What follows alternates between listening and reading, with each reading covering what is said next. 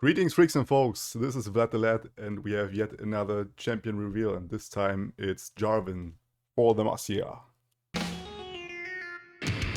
Hey ho, let's go. This is my violent show. Hey ho, let's go. I give up. So this time around, I want to keep it a little bit more nice and short, because it's less cards to talk about and not about the region, everything we had yesterday. Don't worry, this is not morphing into a reaction channel. There will be gameplay uploaded tomorrow, but yeah, we just got another champion, and I didn't think they would release one back-to-back champion to champion. I think they didn't do that in the past, but now they did. We have Jarvan IV, Jarvan the fourth. I don't know. Maybe it's an android and the fourth android of this class, or he is just the fourth dude. I don't know. I don't know much about the lore. Let's dive into this. Raise our banners! Demacia prevails! Demacia prevails. Thank goodness you're all right. Steady yourself, Squire. There is fighting to do. Okay, Forward. some barrier dude, I guess. Protect the faithful. Fine work, soldiers. Fine work. We fight to a It's probably about we the... fight again! Yeah, we fight again. It's about the experience thingy. Where you can upload or level up the champions. So it's a bit loud.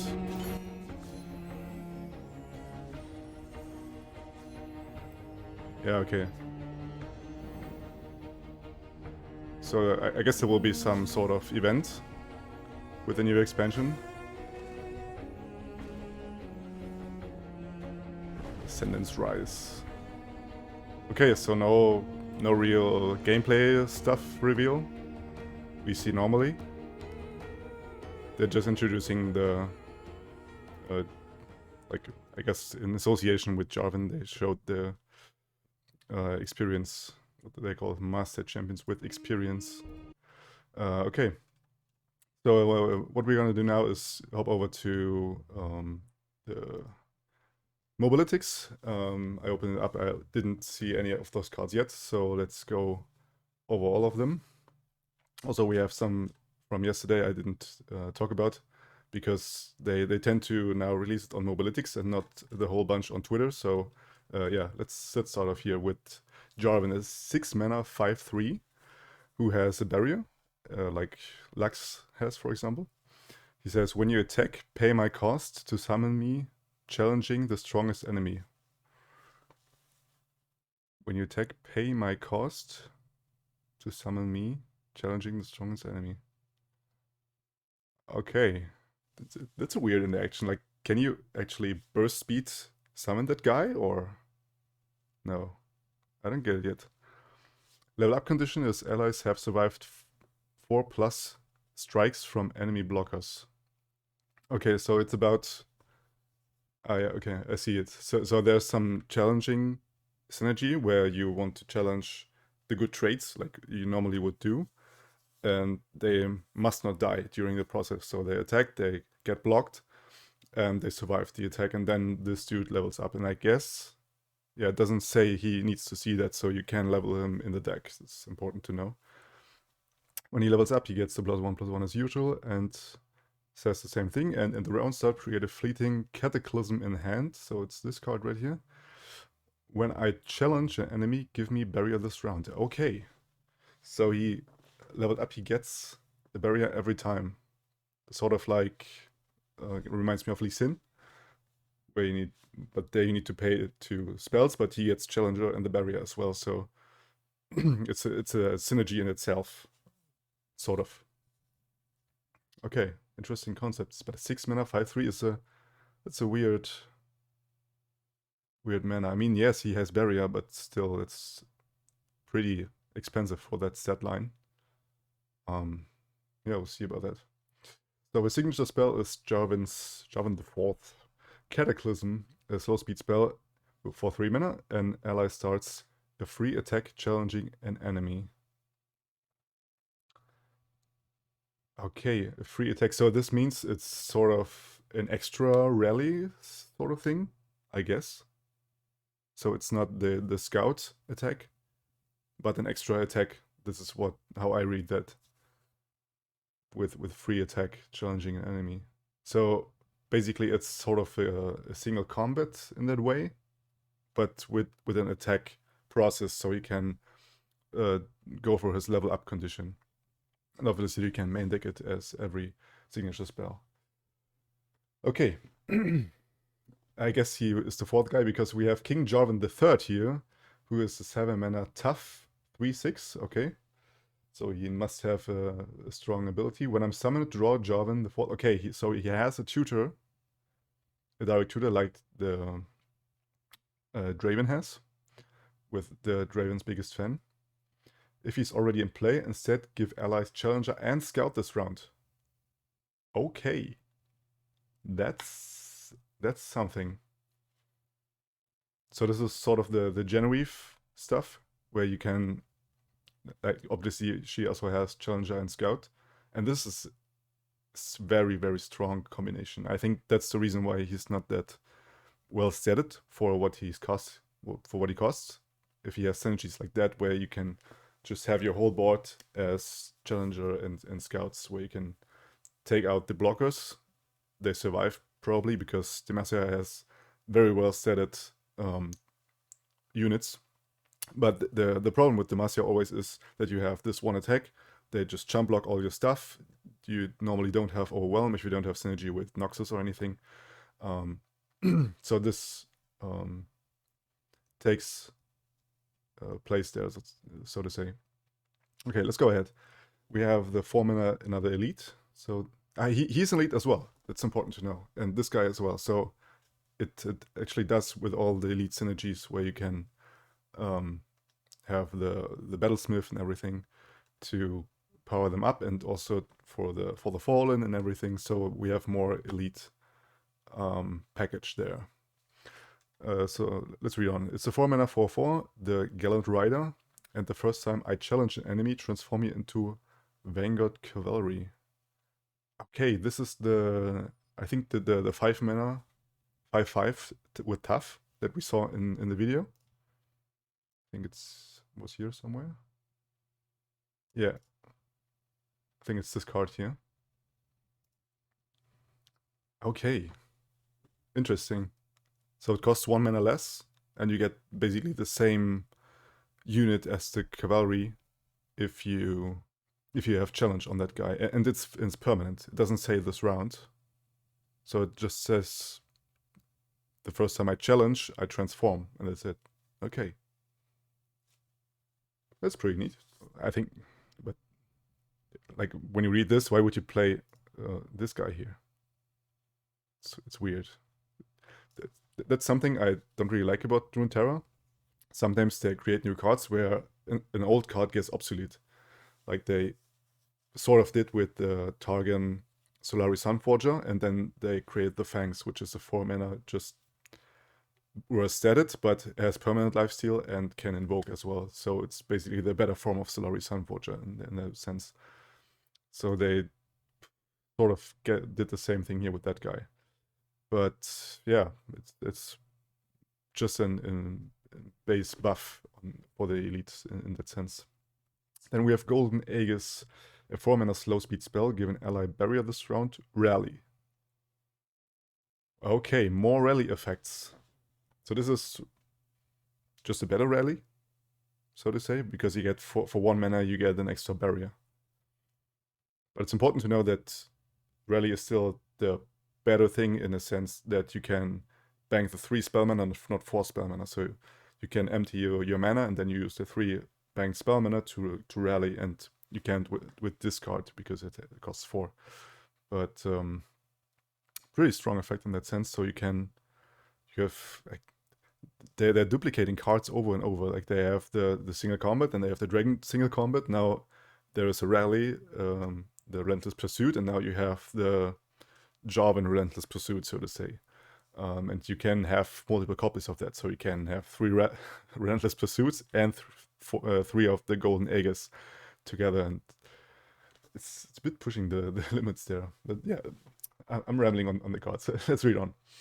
If 2 mana Honored Lord, another elite 3/2 2 mana, it's very good. The first time I challenge an enemy, give me barrier this round.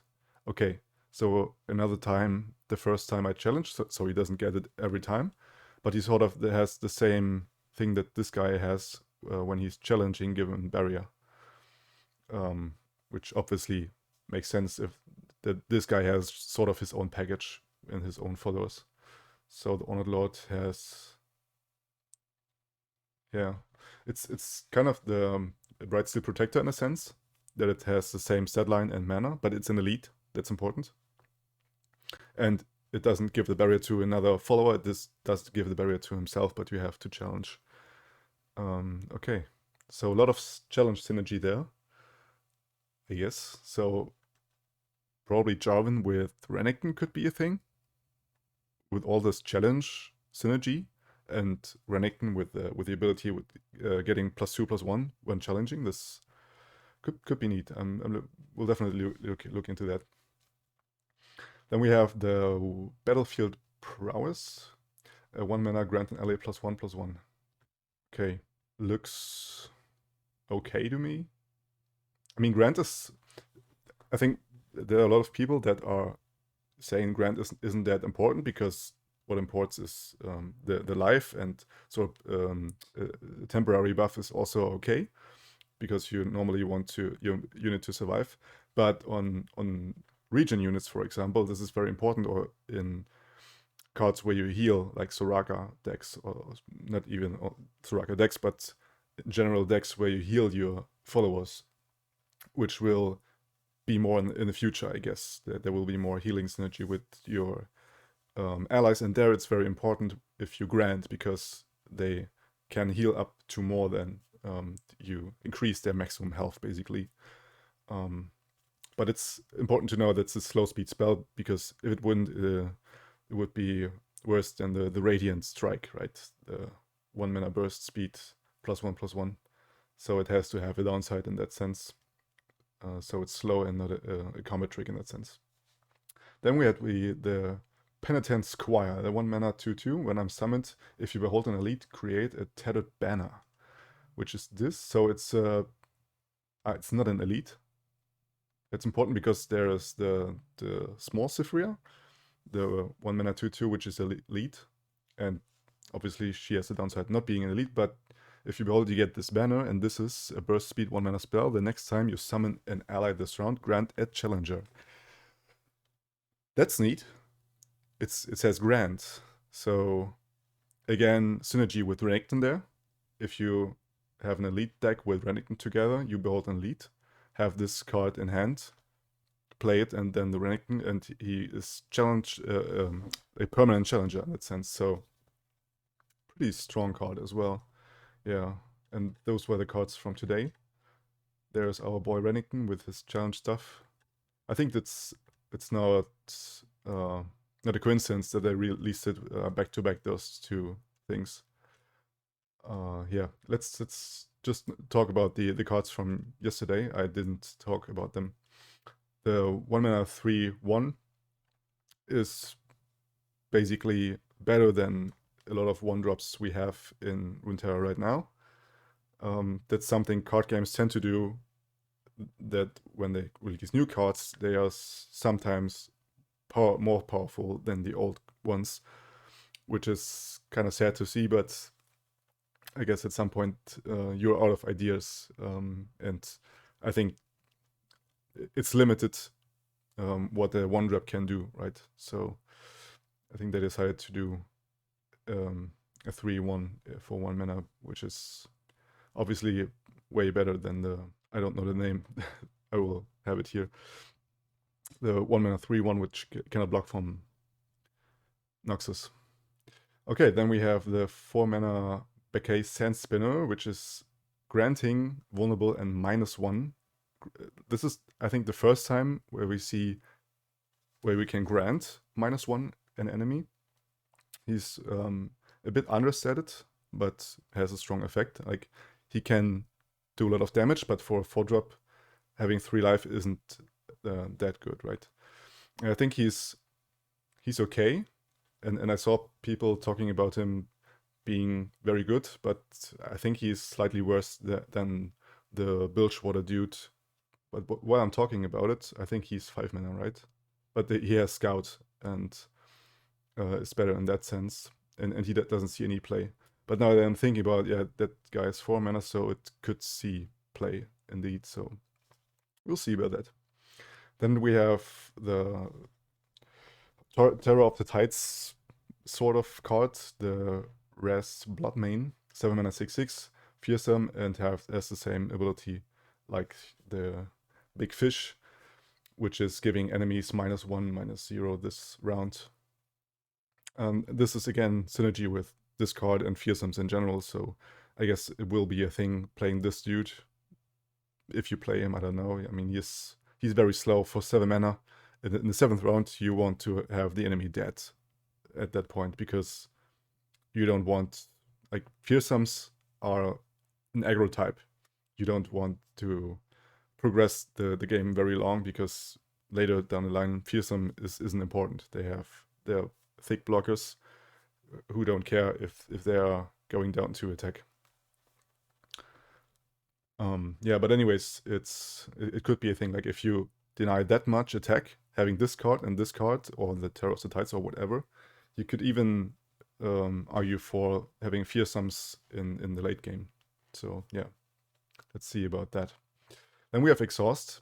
People were asking about the focus thing, what it is.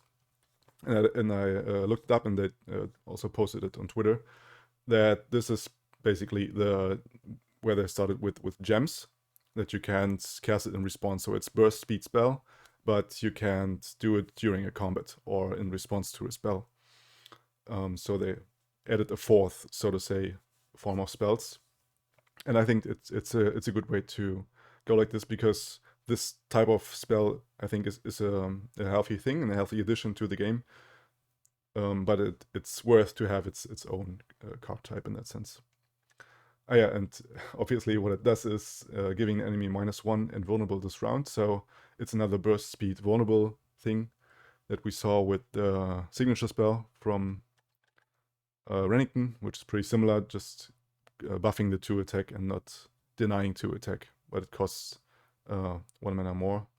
And this you can also play during or in response to something, which is important, because you can't deny attack from somebody at burst during combat, but you can boost attack during combat with this card. So it's okay that it costs more in that sense. Then we have no, I saw this card already in the video yesterday, and I said that it would be broken, but it sort of still is, because it's for me a better hush, because normally you don't want to hush the stuff he does, but you want to hush the keywords, like you want to hush the overwhelm, you want to hush the elusive, you want to hush the lifesteal, whatever they have. And on top of this, you get the -4 attack, which is a big deal to my eyes. So you can perform a very safe block in that sense, because -4 is a big deal. And yeah, so but I don't know quite yet if this goes for barriers. Is this like a keyword, having a barrier? I guess it is. I think they changed it. Yesterday it said combat keywords. So yeah, probably it goes for barriers as well. Then we have, yeah, this card we talked about yesterday. Then we have Unworthy, which is giving a follow -4, -0 this round, or if you have less mana gems than your opponent, you kill it instead. So it has a synergy with this card, where you would destroy one of your mana gems. And also it's obviously a very good card against ramp decks, where they want to have mana gems and ramping up, like the field rush decks and everything. So you have an automated counter to this with this card. So it's sort of more like a tech card. But if you run cards like this, where you can destroy a mana gem, you obviously also want to run this card. But overall, for 2 mana, having 4 attack on slow speed isn't that great. So you really want to have that extra ability activated. Okay, and those were the cards. We talked about those yesterday, and this is the skill from Renekton. pretty decent cards. I like that they buffed Demacia in a sense that they now have an ability or a way to navigate around this just getting blocked and that's it. And if you don't have Rally in hand, you are fucked. Now they have a way to navigate around that with Jarvan and the Jarvan package, but still I think he's pretty expensive for what he does. We'll see if he performs well in that sense. And that's all I gotta say for the moment. Those are the cards we have. Like I said, I will upload tomorrow, I guess, another gameplay video, so there won't be a reaction video. I just did it because I have time on weekends, and during the week I don't have that much time. Tomorrow we have gameplay video, so consider subscribing to don't miss on that. And that's all I got for the moment. I wish you a very good one, and I'll see you on the next one. Let out. Come on, hey ho, hey ho, hey ho. I give my fears some blow.